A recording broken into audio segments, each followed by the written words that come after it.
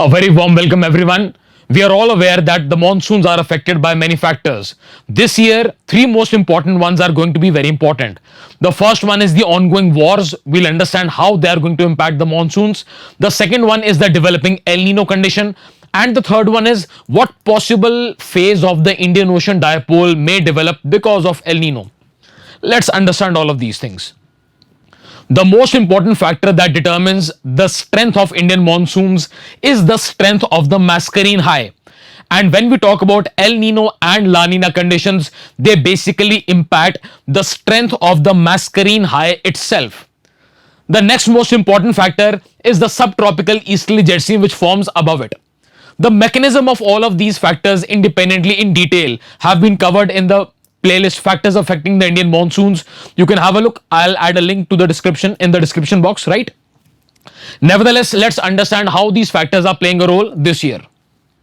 When you talk about the El Nino La Nina or basically Enzo cycle, right now we are observing a change. We are seeing a transition from La Nina conditions towards El Nino ones.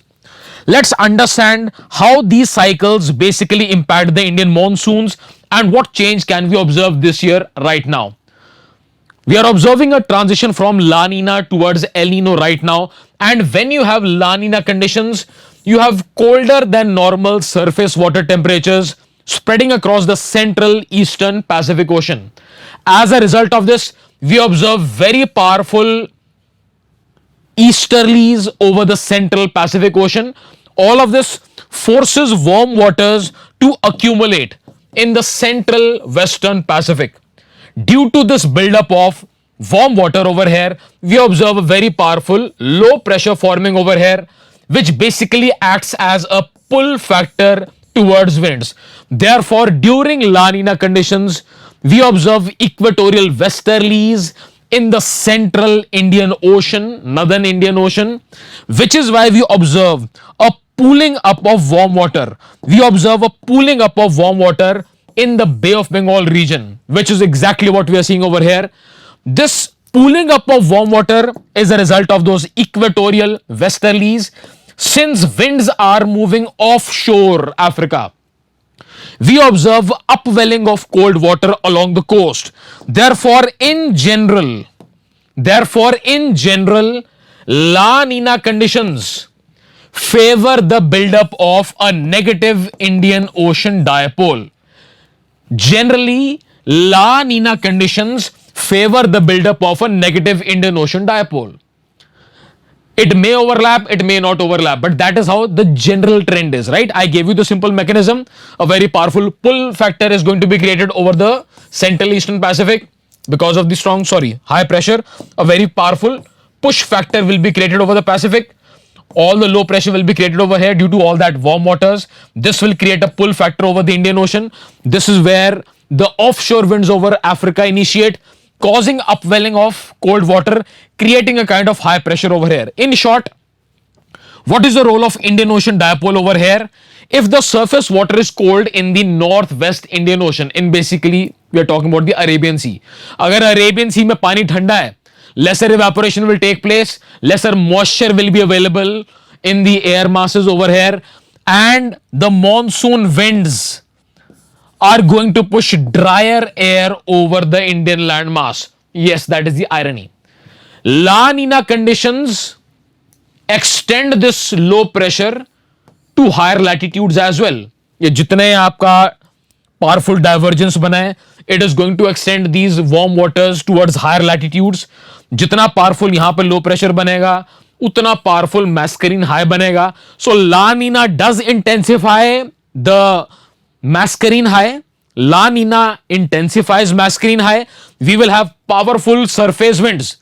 La Nina only strengthens the monsoonal wind system. Whether it will convert into rainfall or not will be decided by the water temperatures of the Indian Ocean.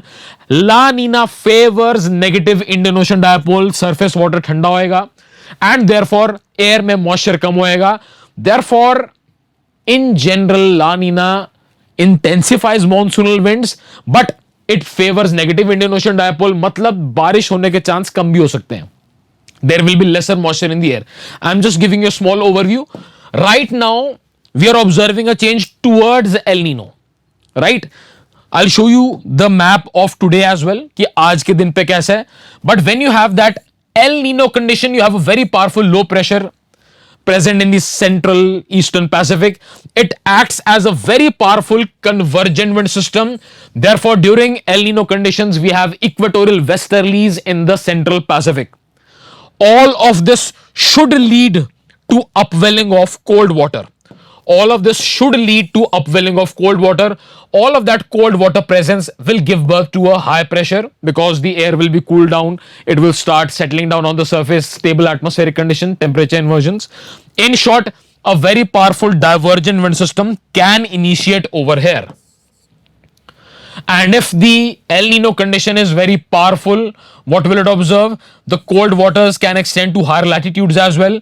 And if you have higher pressure over here as well and higher pressure in the masculine high, they both will compete with each other.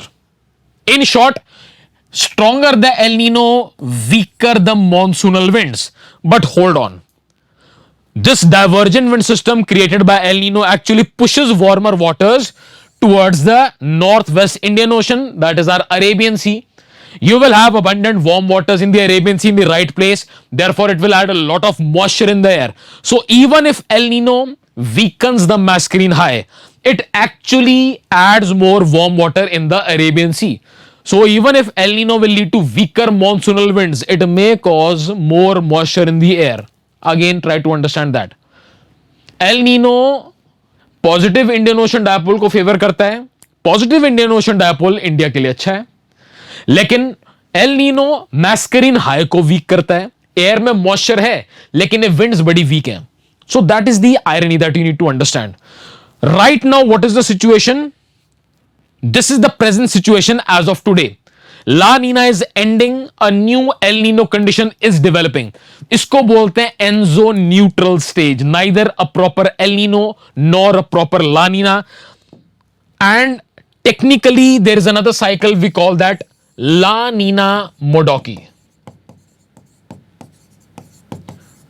Again, I have discovered all of these at length in the link that I have shared below.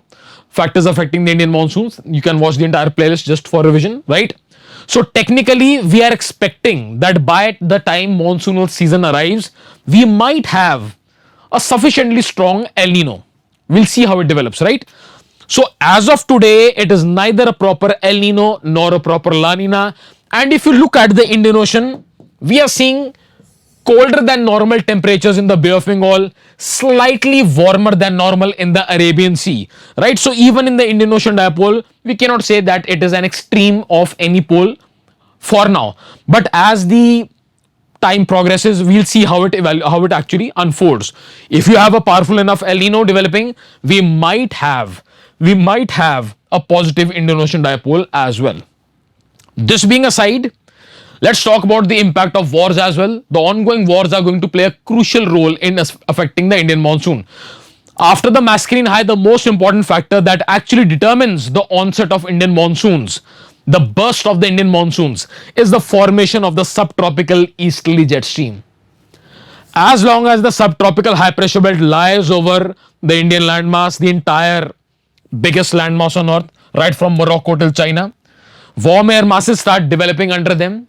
And as soon as all of them shift along with the migration of the subtropical jet stream, those disturbances will form over here, and along the tropopause, they are going to trigger the formation of the subtropical easterly jet stream.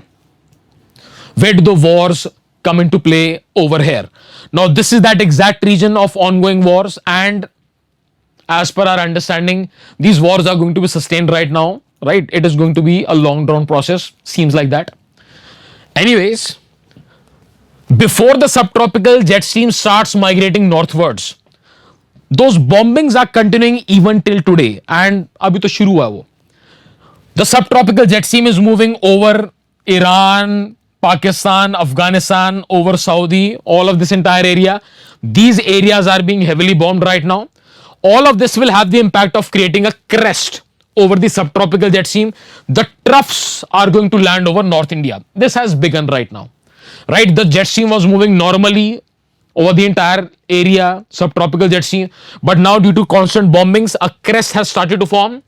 over the entire Saudi Arabian landmass, Arabian Peninsula, Iran, Pakistan, Afghanistan area. Therefore, crest will be created, and the trough of that subtropical jet stream is landing right now over North India, Northwest India, leading to heat waves, which is why you have just started hearing these news. Warmest February, you'll see soon, warmest March and all as well.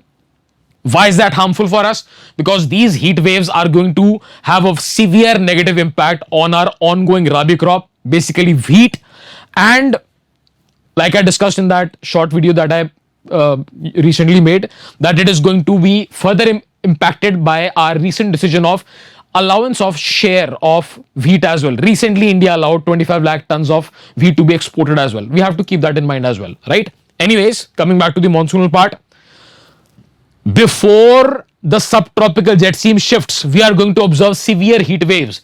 That is going to remove the moisture from the surface of the earth as well. It is going to create dryness in this area as well, very dry conditions. And the subtropical jet stream might find it very difficult to actually migrate northwards. Due to this bombing, it might find it difficult to actually migrate northwards as the sun progresses northwards. Like was observed in 2025 as well. In 2025 as well, the subtropical jet stream migrated northwards with some delay, थोड़ी late गई थी, which is why rainfall was more focused in the peninsular part of India. Maybe that is going to be observed this year as well. Maybe. जब तक subtropical jet stream shift नहीं करेगी, as long as the subtropical jet stream does not shift, tropical cyclones can continue forming in the Indian Ocean, because the only factor which stops the tropical cyclone formation in the Indian Ocean is the easterly jet stream. So in short, bombings are first going to lead to heat waves over North India, compromising our rabi crop. The subtropical jet stream might take longer to migrate northwards as it normally does with the advent of the ITCZ. Both these factors may confine rainfall in the peninsular India again this year. And furthermore, the more delayed the easterly jet stream is, the longer the tropical cyclones can form, pre-monsoonal tropical cyclones can form, right? So again, all of these are not a good factor for the Indian monsoons. All in all of these factors are not good. They are not positive signs for the Indian monsoon and for our agriculture as well, in short. Right?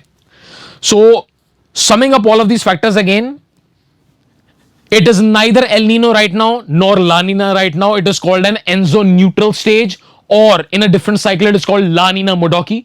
Therefore, the impact on the Mascarene high may or may not be that severe. Let's check that. This is the of today.